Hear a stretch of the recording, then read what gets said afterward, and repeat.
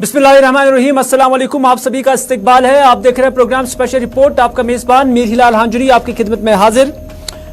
नाज़रीन, आज की स्पेशल रिपोर्ट में जमीनों से मुतल्लिक, अराजी से मुतल्लिक सुप्रीम कोर्ट के उस मामले के हवाले से हम जिक्र करेंगे जिससे जम्मू कश्मीर के अंदर जो जितने भी रोशनी के तहत जिन्हें जमीनें हासिल हैं उस पर एक दरख्वास्त सुप्रीम कोर्ट के अंदर दी गई थी और उस पर क्या पेशरफ्त हुई है वो हम आप तक पहुंचाएंगे। और साथ ही साथ आज श्रीनगर एडमिनिस्ट्रेशन की जानिब से या श्रीनगर के अंदर रेवेन्यू ऑफिसर्स की जानिब से मुतअद्दिद जगहों पर छापामारी हुई और जो अराजी थी जिसपे कहा गया है कि ये इलीगल तरीके से, गैरकानूनी तरीके से जेर कब्जा थी और कुछ बिल्डिंग्स पर भी आज छापामारी हुई और उन्हें सीज किया गया है। उस हवाले से भी आप तक मालूमात पहुंचाने की कोशिश करेंगे, लेकिन पहले आपको यह भी बताते चले कि सुप्रीम कोर्ट के अंदर आज इस मामले की पेशी हुई है। दरअसल राजौरी से ताल्लुक रखने वाले कुछ दरख्वास्त दहनगुजार ने सुप्रीम कोर्ट के अंदर एक दरख्वास्त दायर की थी कि उनकी जो मिल्कियतें हैं, उनकी जो दुकानें हैं वो रोशनी लैंड पर है और उस हवाले से उन्होंने कोर्ट से कहा था कि जो जम्मू कश्मीर के अंदर इन्हिदामी या जो इविक्शन ड्राइव चलाई जा रही है तो उन्हें इस हवाले से रिलीफ दिया जाए।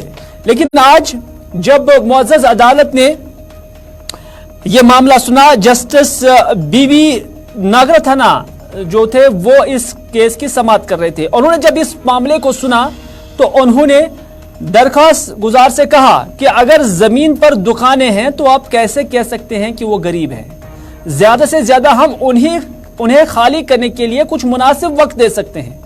अदालत ने कहा कि और पूछा कि क्या दरख्वास्त गुजारों के पास दुकानों के अनवान से मुत्तलिक कोई दस्तावेज है, कोई कागज है जो उन्हें दी गई है। तो उस पर जो दरख्वास्त दहनगान थे उन्होंने रोशनी एक्ट के तहत दिए गए अनवान की बात की। बेंच ने कहा कि एक्ट को खत्म कर दिया गया है। आप किस रोशनी का जिक्र कर रहे हैं? उस रोशनी एक्ट को खत्म किया गया है और एक्ट को खत्म कर दिया गया है। एक बार जब एक्ट मनसूख हो जाता है तो शिक को बचाने का सवाल ही कहां है, यह उन्होंने वापस में जवाब दिया। आपको याद ही होगा कि एडवोकेट मुजफ्फर खान की तरफ से नुमाइंदगी करने वाले 6 दरख्वास्त गुजारों को इस मुहिम के तहत नोटिस जारी किए गए थे और उन्होंने सुप्रीम कोर्ट से रजू किया था, जिसने 31 जनवरी तक इनकी दुकानों को मिसमार करने पर जमूद का हुक्म दिया था। यानी सुप्रीम कोर्ट ने जमूद का हुक्म दिया था। बाद में जब आज इस मामले की समाअत हुई तो अदालत ने अर्ज गुजारों पर सख्त तनकीद की और उनसे कहा कि आप ट्राइबल्स की तरफ पनाह ना लें, आप अपने आप को गरीब साबित ना करें। अगर आप गरीब हैं तो आपने दुकानें कैसे खड़ी की हैं, इस हवाले से वजाहत करें। तो उसके बाद जो इस मामले के वकील थे एडवोकेट मुजफ्फर खान, उन्होंने इस मामले को, इस एप्लीकेशन को विड्रॉ किया है, क्योंकि जब कोर्ट बरस पड़ा तो उसके बाद उन्होंने इस एप्लीकेशन को ही विड्रॉ किया। आपको बताते चले कि इस मामले को लेकर जम्मू कश्मीर की एक मजमूई आबादी की नजरें इस मामले पर मरकूज थी और इस हवाले से हमें मजीद जो तफसीलात है वो रहमत कलीम बताएंगे, क्योंकि सुप्रीम कोर्ट के मामला पर वो नजर रखे हुए हैं।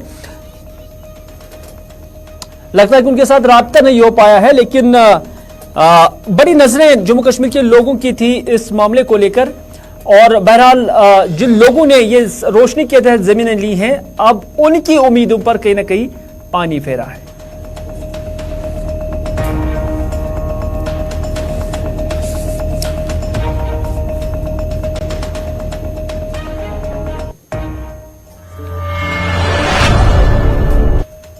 उधर सुप्रीम कोर्ट की जानिब से जो वहां पर पेशरफ्त हुई है उस हवाले से हमने आगाह किया है, लेकिन साथ ही साथ जम्मू कश्मीर एडमिनिस्ट्रेशन भी हाथ पे हाथ धरे नहीं बैठी हैं। आए रोज इस हवाले से इविक्शन की जो कार्रवाई है वो जारी है और आज होटल नीडोज जो है वहां पर आज महकमा रेवेन्यू के ऑफिशियल्स के पुलिस की मौजूदगी में और उसके बाद इस प्रॉपर्टी को यहां पर सील किया गया है।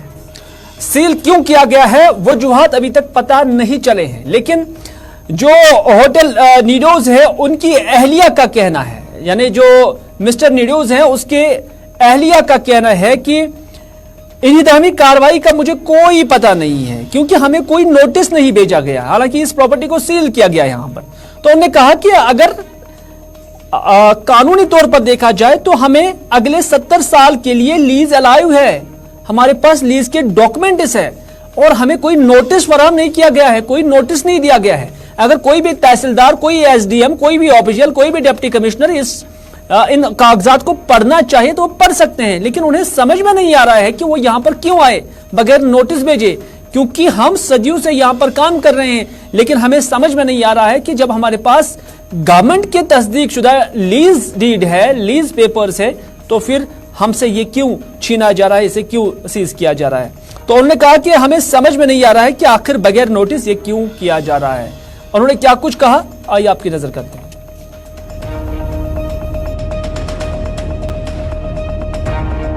मैं मिसेस नीडो हूँ and I am talking on behalf of my husband that जो रिगार्डिंग जो डिमोलिशिंग है। मुझे ये नहीं पता किस लिए आया है मीडिया, हमें कोई नोटिस नहीं मिली है, हमें कुछ पता ही नहीं है वो आए क्यों हैं। ये तो मैं आप लोगों को देखा इधर, तो मैंने कहा चलो लेट मी आस्क क्या बात क्या है। अगर ये लीज की बात है तो नीडो श्रीनगर की लीज लाइव है अनदर 70 years, और हम ये आईटीसी के पास है। हम लोगों ने ये तब सोचा था जबकि यहाँ अब तो हम अब बोल रहे हैं ना कि इन्वेस्टमेंट्स होनी चाहिए, बाहर के आने चाहिए। ये तो तब के ज़माने में, ये तो thanks to those who wanted कि यहाँ बाहर के लोग आके इन्वेस्ट करें, तो आईटीसी को बुलाया था ताकि जॉब्स क्रिएट हो जाए, अ बेटर होटल हो जाए, हमारे स्टेट में भी एक अच्छी अकोमोडेशन मिले। सो दिस इज गिवन, ये आईटीसी को दिया है, आईटीसी बना रही है और हमारे को उसमें हम तो हेल्प कर रहे हैं उनको कि we wish them luck ITC को कि वो आके बनाए and our youth gets lots of jobs. Ma'am इसकी कितनी बिल्डिंग्स है और लैंड कितना है इसमें? इसमें 103 कनाल्स की लीज है, उसकी रेंट बाज़ाब्ता गवर्नमेंट लेती है। मैम कब तक है लीज है? 70 years मोर, अभी तो खत्म हो गए बहुत साल क्योंकि आईटीसी नहीं, अभी इसके 70 years लाइव लीज है। क्यों लगता है एडमिनिस्ट्रेटिव ऑफिशियल्स यहाँ क्यों आए हैं फिर? बेटा if I only knew, अगर ये पूछते ना हमें तो we would have at least told them come and have a cup of tea and see the papers। इसमें कोई बात नहीं, गलत है, लेकिन इसमें डरने की क्या। अगर इनमें हमें एक बार पूछा होता कि हमें मैम दिखा दो, मैं कॉपीज देती।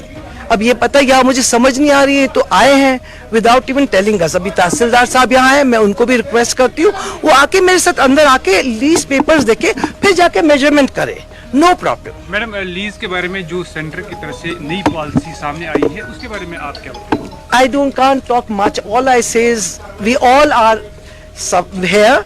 अगर हमें लीज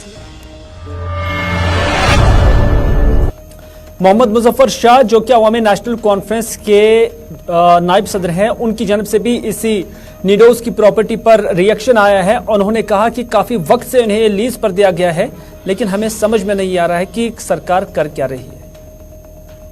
आप यहाँ करने आए हैं 1835 से ये प्रॉपर्टी है, 1835 से नीडोज की प्रॉपर्टी 1835 में शुरू हुई है, जब हिंदुस्तान में कोई होटल नहीं था तब से शुरू हुई है। कश्मीर में अगर टूरिज्म है दैट इज बिकॉज ऑफ नीडोज। आज आप आइए, उनकी तीसरी चौथी पीढ़ी आप रह रही है, गिराइए सब, गिराइए पूरे मकान। नाम पर ये प्रॉपर्टी है सर? नीडोज के नाम पर, नीडोज की फैमिली के नाम पर। उस वक्त हस्बी पर्चा दे जो यहाँ पर बेगम साहिबा का हिस्सा है, शहरी कश्मीर था, जिसमें एक मकान मेरा भी है। आप आके ये हमारे अजदादों ने बनाया है, परदादों ने बनाया, उसके गिराइए, लगाइए इस पर बुलडोजर। ये कौन सी बड़ी बात है? और गलत इस्तेमाल आप करते हैं नामों का, इसी तरह जम्मू में कर रहे हैं। जाओ कविंदर गुप्ता का मकान गिराओ, सर कल बीजेपी वालों का मकान गिराओ, गलत बात है। हाँ, और अगर किसी ने बेहरमती किया कानून से वो अलग बात है, मगर ये चीजें यहाँ पर 1835 से हैं। सुन लीजिए मेरी बात, हिंदुस्तान की सबसे पहली होटल चेन नीडोज है, लाहौर में, यहाँ पर पुणे में, गुलमर्ग में। सर कल कविंदर गुप्ता की 23 कनाल जो है इविक्ट की गई, तो सर आपको मुझे कोई उससे एतराज नहीं। मैं कह रहा हूँ कविंदर गुप्ता का मामला अभी जुमा 8 दिन का है, मेरा मामला 1835 से, तो उसका मतलब है आपके भी जितने घर हैं वो सब इलीगल है, वो भी कल को गिराए। सरकार की जानब से ड्राइव लगातार जारी है। करानगर का जो विजुअल्स है वो भी हम आप तक पहुंचाएंगे, क्योंकि करानगर के अंदर भी आज 2 इमारतें सरबे मोहर की गई है और इस हवाले से 5 दुकानें भी सरबे मोहर हो गई, यानी 2 इमारतें और 5 दुकानें यहां करानगर के अंदर सरबे मोहर की गई हैं। मुत्तलिका जो तहसीलदार है या एग्जीक्यूटिव मैजिस्ट्रेट है, उनकी निगरानी में ये प्रॉपर्टीज यहां पर सीज की गई है। करणनगर में 12.5 कनाल अराजी से ये कब्जा छुड़ाया गया है और इस हवाले से जो सरकार की जानब से या जो यहां पर ड्राइव चलाई गई उस टीम की जानब से जो डिटेल शेयर की गई हैं, उसके मुताबिक करणनगर में 12.5 कनाल अराजी से ये कब्जा छुड़ाया गया है। इसकी कीमत बाजार में 200 करोड़ की बताई जा रही है। 200 करोड़ रुपए इन 12.5 कनाल अराजी की कीमत मार्केट में बताई जा रही है। यह अराजी पहले मक्खन लाल धर नामी शख्स को लीज पर दी गई थी और सरकारी इंफॉर्मेशन के मुताबिक यह लीज का मियाद जो है वो खत्म हो गया था और अब इस जमीन को नजीर अहमद मीर नामी एक ताजिर ने जेर कब्जा रखा था। ये मुतल्लिका ऑफिसर्स कहते हैं, जिसे आज एग्जीक्यूटिव मैजिस्ट्रेट साउथ श्रीनगर ने हटा दिया है। इस मौके पर पुलिस की एक पार्टी भी यहां पर उनके हमरा थे।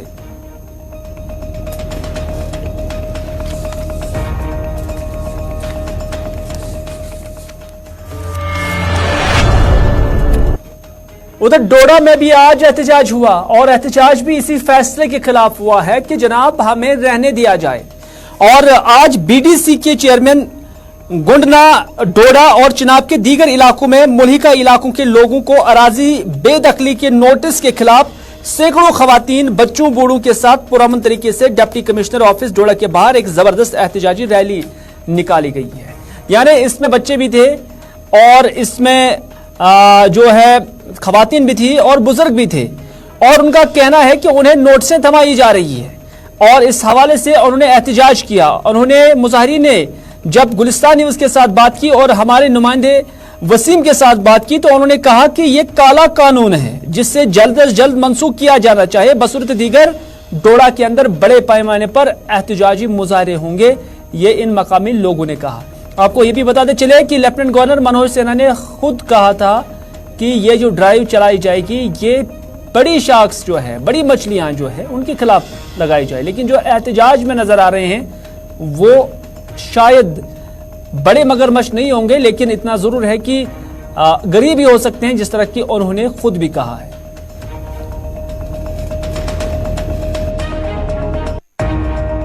आप यकीन जानिए कि गरीब इस वक्त जिसके पास 3-4 मरले के अंदर एक मकान है जहां उसकी रिहाइश है, जो मिलिटेंसी से अफेक्टेड या किसी और परेशानी की वजह से आके कहीं पे उसे कानून के तहत जमीन ली हुई है। ये कोई जब उस वक्त के सरकार ने जो कानून बनाए हुए थे उस कानून के तहत ये लोग बसे हुए हैं। आज सरकार इनको नोटिस भेज रही है, तहसीलदार या कोई और साहिबान भेज रहे हैं उनको नोटिस। मैं उनसे गुजारिश करना चाहूंगा कि ये लोग उस वक्त की सरकार के कानून के तहत आपके इधर बैठे हुए हैं, तो इनके साथ थोड़ा सा जानना चाहूंगा ये किस इलाके से लोग यहाँ पे आए हैं? ये पूरे डोडा इलाके से हैं। आप नालवा को ले लें, इधर जितने भी आसपास के एरिया से, मैंने आपको कहा कि ये खुद ही आज बाहर आए हुए हैं। तो आने वाले समय में मैं आज आपके माध्यम से सरकार को ये कहना चाहता हूं कि अगर आप ये काला कानून वापस नहीं लेंगे, अगर आप गरीब के ऊपर जुल्म करते रहेंगे तो फिर तमाम लोग सड़कों पे होंगे। फिर आप खुद देख लीजिए क्या करना है। क्या नोटिस वगैरह इन लोगों को दिया गया है? कोई बोर्ड वगैरह वहाँ पे लगाया गया है? जी, इनको नोटिस गए हैं कि आप 5 दिन के अंदर कुछ खाली कर दीजिए या क्या कर दीजिए, या तो उसके बाद हम खुद करेंगे। तो इसके लिए हम सरकार से ये मुतालबा है, सिंपल जेन्युइन मुतालबा है।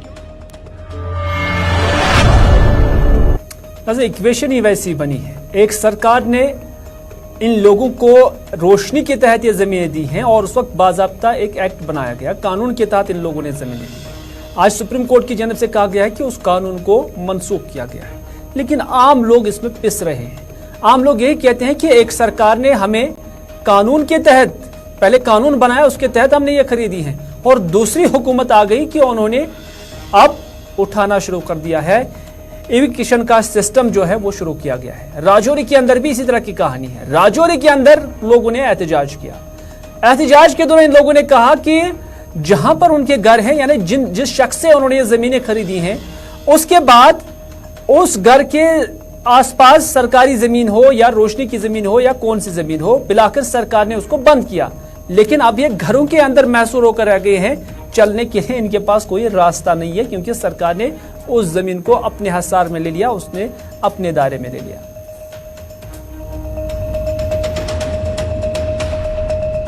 पुराना आरटीओ ऑफिस है, इसके अंदर एक लिंक जाती है और जो लिंक है उसके आगे एक जगह मोहल्ला है और उस मोहल्ले का नाम है पोठारादा। उस पोठारादा से हमें मतलब काफी टाइम पहले की जगह ली हुई थी, उससे पहले मतलब रास्ता दे रहे थे, हम जा रहे थे और जब ये मलकियत वाली जगह का ये ऐसे प्रॉब्लम फैल चली तो जो जिनकी मलकियत की जगह थी उन्होंने गेट लगा दिया, अपनी जगह को पूरी कवर कर दिया। जिसने नसीम शाह ने बोला था कि हम आपको 10 फुट की गली देंगे, उन्होंने हमें कोई गली नहीं दी है और हम एक हफ्ते से घर पड़े। हमारे पास मतलब स्कूल जाने का तो कोई मतलब रास्ता ही नहीं, जाए कहाँ से, छुप के जाए तो लोग हमें डांटते हैं, सामने कोई जाने नहीं देता और हमारे ये सबसे मांगे कि हमारा रास्ता खुल जाए। मुझे एक चीज जानना चाहूंगा मैं तुझे, जिसकी ये जगह है या जहां आप लोग रह रहे हो, इससे पहले किस रास्ते का इस्तेमाल करते थे आप लोग? हमने जो नसीम शाह से जगह ली थी हम उस पर आते थे, उन्होंने हमें वो गली बताई थी, लेकिन जिस गली से हम जाते थे वो थी वो हांडा अंकल की थी, उनकी जगह थी और वो उनकी तो मलकियत थी क्योंकि हमने उनसे जगह नहीं ली और उन्होंने अपनी जगह पे गेट लगा दिया गया और हम वहाँ से बंद हो गए, हम कहीं नहीं जा सकते अब। तो नजर अगली खबर में बात करते हैं राहुल गांधी की, क्योंकि राहुल गांधी आज जो है दिल्ली की तरफ रवाना हुए, लेकिन दिल्ली रवाना होने से कबल वो गांदरबल गए हुए थे और गांदरबल के अंदर उन्होंने तुलमुला गांदरबल में माता खीर भवानी के मंदिर में हाजिरी दी। उनके हमरा प्रदेश कांग्रेस सदर राहुल जो वकार रसूल वानी के अलावा दीगर कांग्रेसी लोग भी मौजूद थे। आपको बताते चले कि राहुल गांधी न सिर्फ तुलमुला गांदरबल गए, खीर भवानी गए, बल्कि बाद में उन्होंने दरगाह हजरत बल का भी दौरा किया। दरगाह हजरत बल भी वो गए हैं और दरगाह हजरत बल के अंदर भी उन्होंने हाजिरी दी। वकार रसूल वानी और दीगर लोग उनके साथ यहाँ पर थे और खुसूसी दुआओं में उन्होंने भी हिस्सा लिया और साथ ही साथ जो तख्ती यहाँ दरगाह हजरत बल के अंदर है उस पर जो मोए मुकद्दस की हिस्ट्री दिखाई गई है, बताई गई है, कब यहाँ पर आया है, वो बगौर राहुल गांधी पढ़ते हुए दिखे।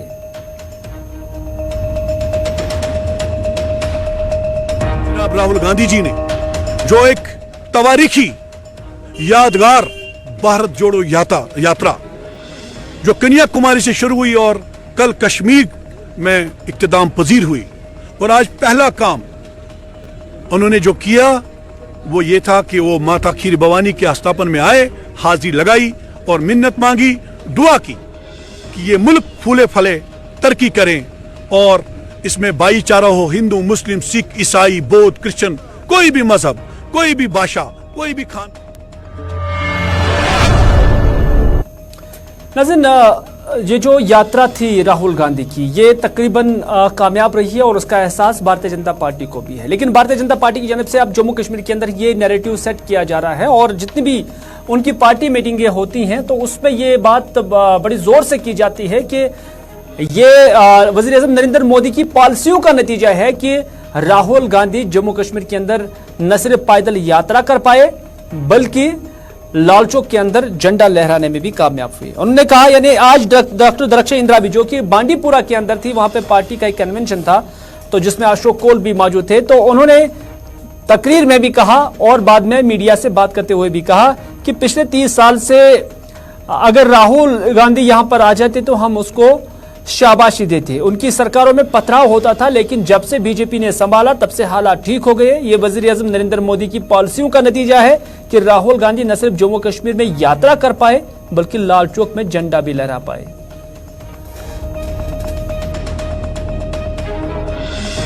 आज उन्होंने मोदी साहब की गवर्नमेंट में सरकार में किया पैदल यात्रा, क्योंकि आज देश में अमन है, तरक्की है, खुशहाली है और खासकर कश्मीर में वो तब आए जब यहाँ पे अमन है।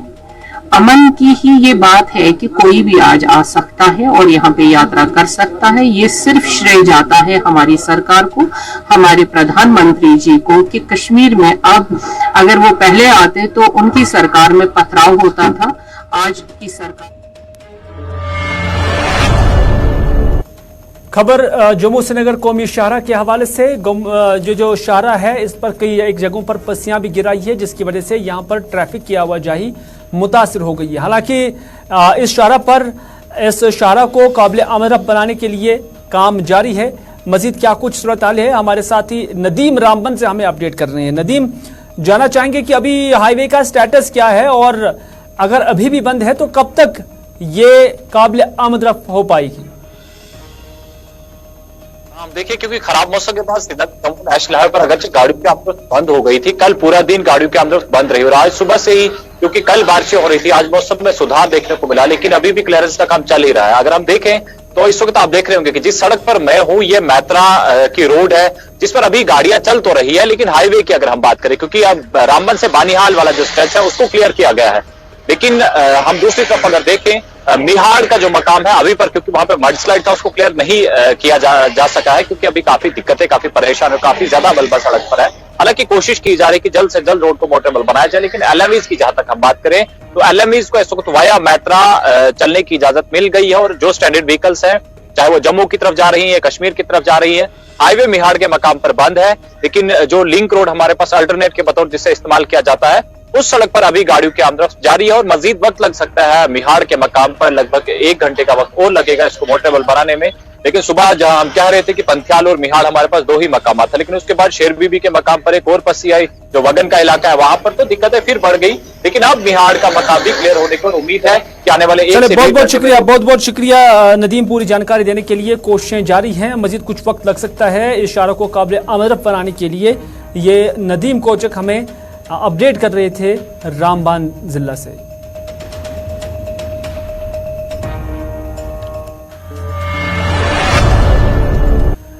रीजनल जो पोस्ट ऑफिस है वहां पर आज श्रीनगर के अंदर आज एक तकरीब मुनक़द हुई और इस मौके पर यहाँ पर मुख्तलिफ डॉक्टर साहिबान यहाँ पर मौजूद थे, क्योंकि एक मेडिकल कैंप जो यहाँ पर मुनक़द किया गया, इस पर डॉक्टर नवीद नज़ीर भी यहाँ पर मौजूद थे।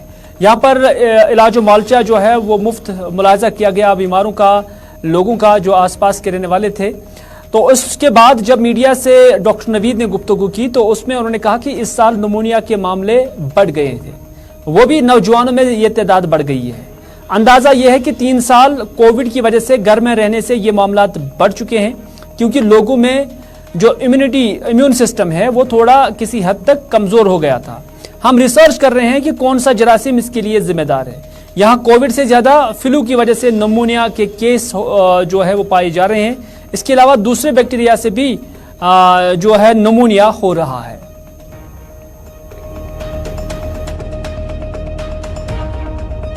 जो 3 साल हम बिल्कुल घर में रहे, हमने कोविड अप्रोप्रिएट बिहेवियर अपनाया, जिसकी वजह से हमारा जो एक तरीके का इम्यून सिस्टम होता है जो हमें डेवलप होता है by exposure to different organisms, वो थोड़े हद तक कमज़ोर हो गया, जिसकी वजह से हम देख रहे हैं कि इंसिडेंस ऑफ निमोनिया जो है वो काफ़ी बढ़ गई है। और हम इस पे आजकल एक रिसर्च भी कर रहे हैं कि ये देखने के लिए कि कौन सा जरासीम इसके लिए रिस्पॉन्सिबल है। इसमें हमने काफ़ी देखा कि हालांकि खदशा था कि कोविड शायद बढ़ेगा, लेकिन कोविड का केसेस जो है वो बहुत मिनिमम है और हम ज़्यादा देख रहे हैं कि फ्लू, जैसे हम H1N1 नाम से जिसमें जाना जा रहा था, उसमें हमने देखा कि वो ज़्यादा रिस्पॉन्सिबल है इस टाइम। तो नाज़रीन, ये था आज का स्पेशल रिपोर्ट। इसी के साथ दीजिए अपने मेज़बान मीर हिलाल हांजरी को आज का ये प्रोग्राम यहीं पर इख्तिताम करने की इजाज़त, इस वादे के साथ कि अगर ज़िंदगी रही तो आपसे फिर होगी मुलाकात। तब तक के लिए खुदा हाफिज़, फी अमानिल्लाह।